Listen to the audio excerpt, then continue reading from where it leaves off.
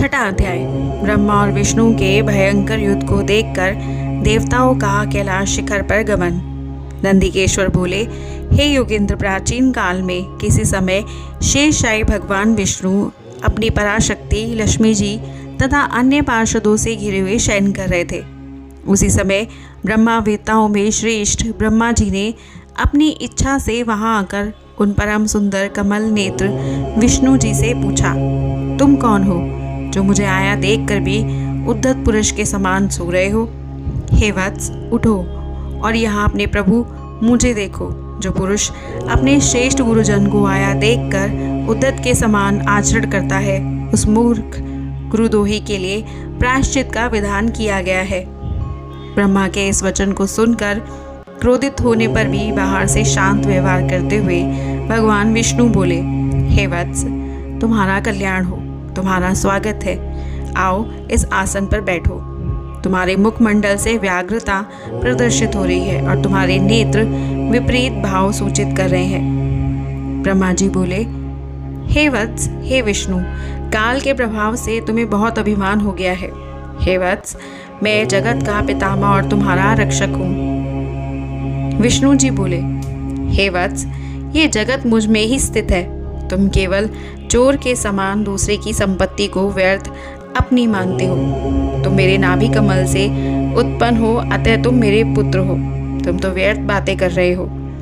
नंदिकेश्वर बोले, उस समय वो अजन्मा ब्रह्मा और विष्णु में मोहवश, मैं श्रेष्ठ हूँ, मैं स्वामी हूँ, तुम नहीं, इस प्रकार बोलते बोलते परस्पर एक दूसरे को मारने की इच्छा से युद्ध करने लगे। हंस और गरुड़ पर आरूढ़ होकर वे दोनों वीर ब्रह्मा और विष्णु युद्ध करने लगे तथा ब्रह्मा और विष्णु के गण भी परस्पर युद्ध करने लगे। उस समय सभी देवगण उस परम अद्भुत युद्ध को देखने की इच्छा से विमान पर चढ़कर वहां पहुंच गए। आकाश में अव्यवस्थित हो पुष्प की वृष्टि करते हुए वे युद्ध देखने लगे।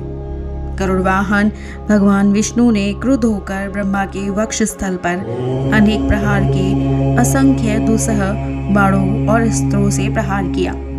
तब विधाता भी क्रुद्ध होकर विष्णु के हृदय पर अग्नि के समान बाण और अनेक प्रकार के अस्त्रों को छोड़ने लगे। उस समय देवगण उन दोनों का वह अद्भुत युद्ध देखकर अतिशय व्याकुल हो गए और ब्रह्मा तथा विष्णु की प्रशंसा करने लगे।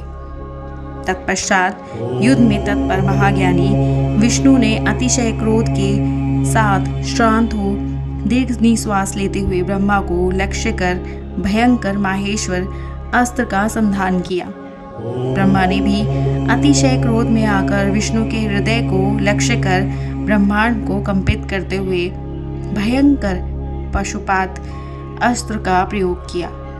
ब्रह्मा और विष्णु के सूर्य के समान हजारों मुख वाले अत्यंत उग्र तथा प्रचंड आंधी के समान भयंकर दोनों अस्त्र आकाश में प्रकट हो गए। इस प्रकार ब्रह्मा और विष्णु का आपस में भयंकर युद्ध होने लगा।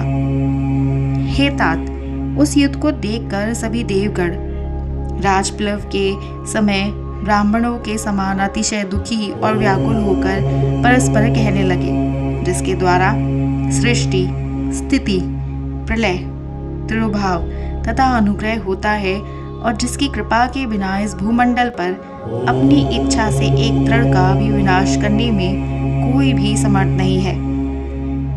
उन त्रिशूलधारी ब्रह्मा स्वरूप महेश्वर को नमस्कार है। भयभीत देवतागण इस प्रकार सोचते हुए शेखर महेश्वर जहाँ विराजमान थे उस शिव स्थान कैलाश शिखर पर गए। शिव के उस प्रणवाकार स्थान को देखकर वो देवता प्रसन्न हुए और प्रणाम करके भवन में प्रविष्ट हुए। उन्होंने वहां सभा के मध्य में स्थित मंडप में देवी पार्वती के साथ रत्नमय आसन पर विराजमान देवश्रेष्ठ शंकर का दर्शन किया। वे नाम चरण के ऊपर दक्षिण चरण और उसके ऊपर वाम कर कमल रखे हुए थे। समस्त शुभ लक्षणों से संपन्न थे और चारों ओर शिवगण उनकी सेवा में तत्पर थे। शिव के प्रति उत्तम भक्ति भाव वशाली कुशल रमणियां उन पर चवर डुला रही थी। वेद निरंतर उनकी स्तुति कर रहे थे और वे अनुग्रह की दृष्टि से सबको देख रहे थे। हे वत्स, उन महेश्वर शिव को देखकर आनंदाश्रु से परिपूर्ण नेत्र वाले देवताओं ने दूर से ही उन्हें दंडवत प्रणाम किया।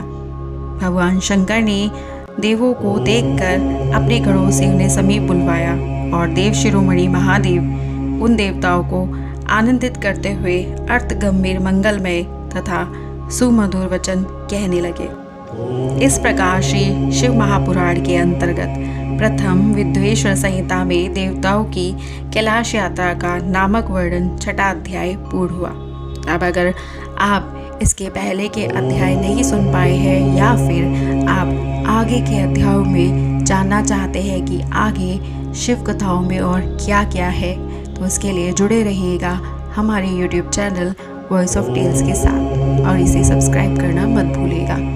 और अगर आपको शिव पुराण के विषय में इसमें ज़रा सी भी जानकारी मिलती है तो हमारी वीडियो को लाइक और शेयर करना मत भूलिएगा।